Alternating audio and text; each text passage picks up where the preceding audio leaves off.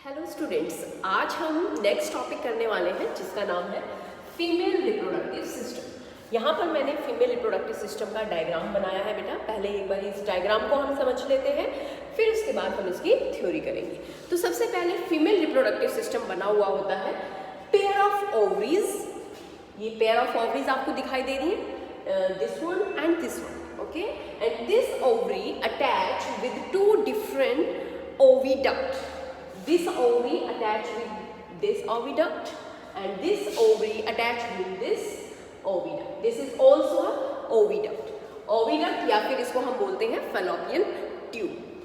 Then fallopian tube, ये दोनों fallopian tube combined होकर के यहाँ पर ये जो आपको बैग लाइक स्ट्रक्चर दिख रहा है, this is the uterus.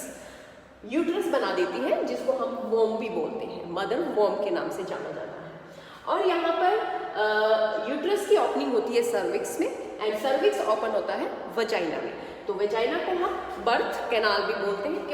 क्योंकि इसी पार्ट के थ्रू जो फीटस डेवलपमेंट होती है, यहाँ पर जो बेबी होता है वो इसी के थ्रू, वजाइना के थ्रू ही बाहर आता है। तो इसीलिए इसको हम क्या बोलते हैं, बर्थ कैनाल, ओके। तो यहाँ पर एक चीज और रह गई, funnel of oviduct. Ovary direct fallopian tube से अटैच नहीं है। यहाँ पर ये देखिए आप फनल है, फैलोपियन ट्यूब और ओवरी के बीच में क्या है, यहाँ पर फनल ऑफ ओविडक्ट। ये पार्ट क्या करता है, ओवरी जो भी प्रोडक्ट बनाती है, जैसे गैमीट्स बनाती है, उसको कलेक्ट करता है और उसको सेंड कर देता है ओविडक्ट में। क्लियर है इतना? तो सबसे पहले हम इसमें पढ़ रहे हैं फीमेल रिप्रोडक्टिव सिस्टम के अंदर बेटा प्रेजेंट होती है पेयर ऑफ ओवरीज, ओके। यानी कि टू ओवरी प्रेजेंट होती है and it is the primary sex organ in female. अब प्राइमरी सेक्स ऑर्गन का मतलब होता है, इसका मेन फंक्शन होता है रिप्रोडक्टिव सिस्टम में। सबसे पहले एक तो ये गैमीट फॉर्मेशन करती है, गैमीट यानी कि एग फॉर्मेशन करती है, clear. And second function is it produces hormones. Which hormones? Oestrogen and progesterone, okay. These two hormones are produced by these ovaries. Next जो हमारे पास है यहाँ पर funnel of oviduct. This funnel of oviduct collect the gamete. जो ये gamete formation हो रही है ओवरी के अंदर, egg जो formation हो रही है, it is collected by this part and this part send it to the oviduct, ठीक है। जो भी egg आ गए, egg फॉर्मेशन हो रही है, ये एग यहाँ से होते हुए कहाँ जाएंगे, ओविडक्ट में, जिसको हम क्या बोलते हैं, फैलोपियन ट्यूब बोलते हैं, ठीक है। ओविडक्ट बोल दो या फिर फैलोपियन ट्यूब। फर्स्ट ये है, सेकेंड पार्ट ये है। तो फैलोपियन ट्यूब क्या है, एक ट्यूब लाइक स्ट्रक्चर है जो रिसीव करता है एग को with the help of funnel of oviduct. Then this point is also known as a fertilisation site. Fertilisation site, clear. Fertilisation site क्यों बोलते हैं हम इसको? क्योंकि यही वो पॉइंट होता है जहां पर एग एंड स्पर्म दोनों की फ्यूजन होती है। जो स्पर्म है वो मेल रिप्रोडक्टिव सिस्टम के पेनिस के थ्रू रिलीज होते हैं और वो वजाइना के थ्रू एंटर करते हैं और यहाँ जा करके वो क्या करते हैं, यहाँ पर एग आ गया है हमारा, एग के साथ फर्टिलाइज करेंगे। तो यहाँ पर क्या होता है, fusion of male and female gametes. तो इसीलिए इसको हम बोलते हैं बेटा फर्टिलाइजेशन साइट। देन इसके बाद फैलोपियन ट्यूब कंबाइन करके क्या बना देती है, यूट्रस। तो थर्ड पार्ट हमारा इसमें आ जाता है बेटा यूट्रस। यूट्रस को हम मदर वॉर्म भी बोलते हैं क्योंकि जो भी यहाँ पर फर्टिलाइजेशन के बाद जो जाइगोट फॉर्मेशन होती है, ये जाइगोट फिर डेवलप करके इसमें बहुत सारी माइटोटिक डिवीजन होती है, 2 से 4 से 8, फिर 8 से 16, इस तरह से 100 ऑफ सेल्स बन जाती है। और ये 100 ऑफ सेल्स फिर यहाँ इस तरह से मूव करती है, मास ऑफ सेल्स इस तरह से बन जाता है और फिर ये कहाँ मूव करता है, यूट्रस में, क्लियर। और यहाँ यूट्रस के अंदर अब क्या होगी बेटा, डेवलपमेंट होगी। किसकी डेवलपमेंट होगी, जो यहाँ पर जाइगोट बना था। तो यूट्रस क्या करता है, development of zygote will takes place in uterus, okay। अब यूट्रस की जो वॉल होती है बेटा, ये वॉल के पास बहुत सारी ब्लड वेसल्स होती है और सॉफ्ट और थिक लाइनिंग होती है यूट्रस की, जो क्या करती है इस एम्ब्रियो को, जो ये जाइगोट डेवलप होकर के यहाँ पर क्या बना देगा, अब एम्ब्रियो बना देगा। अभी इस एम्ब्रियो की डेवलपमेंट के लिए, फर्दर डेवलपमेंट के लिए नरिशमेंट की जरूरत होती है।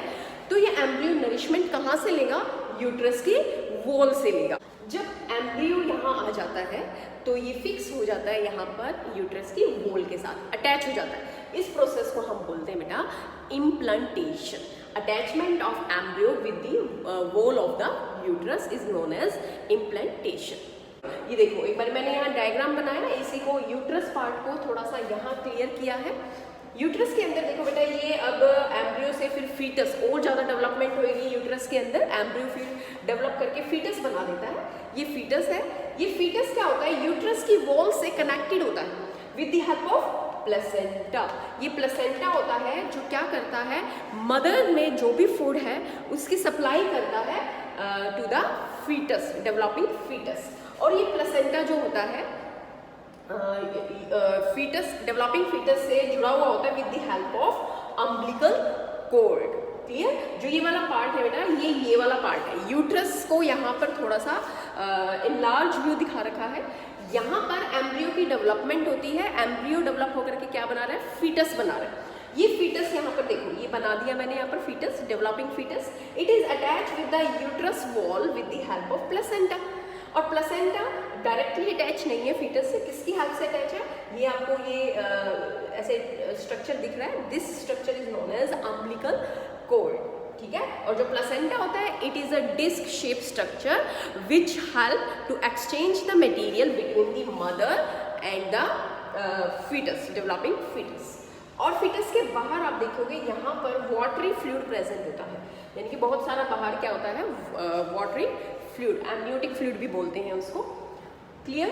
इसके बाद बेटा जब ये फीटस पूरी तरह से यहाँ डेवलप हो जाता है, डेवलप होने में इसको कितना टाइम लगता है, 9 मंथ। इसको यहाँ कंप्लीट डेवलपमेंट के लिए कितना टाइम लगता है, 9 मंथ, या हम इसको बोल सकते हैं 38 वीक्स। अगर वीक्स में पूछा जाए तो 38 वीक्स, मंथ में पूछा जाए तो 9 मंथ लगते हैं। ये पीरियड जो होता है 9 मंथ का, इस पीरियड को हम बोलते हैं गेस्टेशन पीरियड। क्लियर इतना आपको? जो गेस्टेशन पीरियड जिसमें बच्चे की फुल डेवलपमेंट हो जाती है और वो तैयार हो जाता है बाहर डिलीवर होने के लिए। तो जो बाहर बेबी की डिलीवरी होगी वो होगी बेटा through the cervix and finally through the vagina. Vagina से जो बेबी है वो एक्सपेल आउट हो जाता है। ठीक है? तो इसमें क्या होता है, कैसे एक्सपेल आउट होगा, जब ये यूट्रस की वॉल कॉन्ट्रैक्ट होना शुरू होती है। जैसे ही यूट्रस की वॉल कॉन्ट्रैक्ट होगी वो पुश करेगी बेबी को टूवर्ड्स दी डाउनवर्ड। ठीक है? और यहाँ वजाइना के थ्रू बेबी बाहर आ जाएगा। एंड जो बेबी डेवलपमेंट होती है पूरी, जो 9 मंथ की एक पूरा जो बेबी डेवलप होकर के तैयार हो जाता है वो होता है गेस्टेशन पीरियड। क्लियर? इसके बाद बेटा एक जो टर्म है ओव्यूलेशन। ओव्यूलेशन क्या होता है, जब ओवरी से एग रिलीज होता है। ठीक है? एग का रिलीज हो जाना from the ovary is known as ovulation. Clear? तो ओव्यूलेशन मैं यहाँ लिख रही हूँ। ओव्यूलेशन क्या होता है, release of egg, release of egg from the ovary, it is known as ovulation. Clear? फिर इस एग के पास जब ये एग यहाँ से रिलीज हो जाता है और यहाँ से जब स्पर्म एंटर करते हैं तो फर्टिलाइजेशन होती है। लेकिन अगर स्पर्म नहीं एंटर किए तो क्या होगा, तो ये एग किसी काम का नहीं है, तो ये एग क्या हो जाएगा, ब्रेक डाउन हो जाएगा। अब एग ब्रेक डाउन हो जाएगा तो यहाँ यूट्रस की जो थिक लाइनिंग थी, सॉफ्ट लाइनिंग थी, ब्लड वेसल से जो रिच थी, अब उनका भी कोई यूज नहीं रहा यहाँ पे, क्योंकि उनका यूज कब था, जब फर्टिलाइजेशन के बाद एम्ब्रियो बना था। ठीक है? एम्ब्रियो की नरिशमेंट के लिए था। लेकिन अब यहाँ पर एम्ब्रियो फॉर्मेशन तो होगी नहीं विदाउट फर्टिलाइजेशन, तो अब यहाँ पर एग अकेला रह गया, तो एग टूट जाएगा। और ये एग टूटने के बाद ये यूट्रस की जो वॉल है, थिक लाइनिंग है, ये भी क्या हो जाएगी, ब्रेक डाउन हो जाएगी। ब्रेक डाउन होने के बाद ये बेटा रिमूव हो जाएगी या रिलीज हो जाएगी थ्रू द वजाइना। और इस प्रोसेस को हम बोलते हैं बेटा मेंस्ट्रुएशन। क्लियर? तो इसको मैं आपको बताऊं अगर, तो मेंस्ट्रुएशन क्या होता है, menstruation it is start after the puberty. जो प्यूबर्टी एज होती है उस एज पर मेंस्ट्रुएशन स्टार्ट होती है, बिकॉज क्योंकि हम फीमेल रिप्रोडक्टिव सिस्टम पढ़ते हैं तो menstruation occur in female only.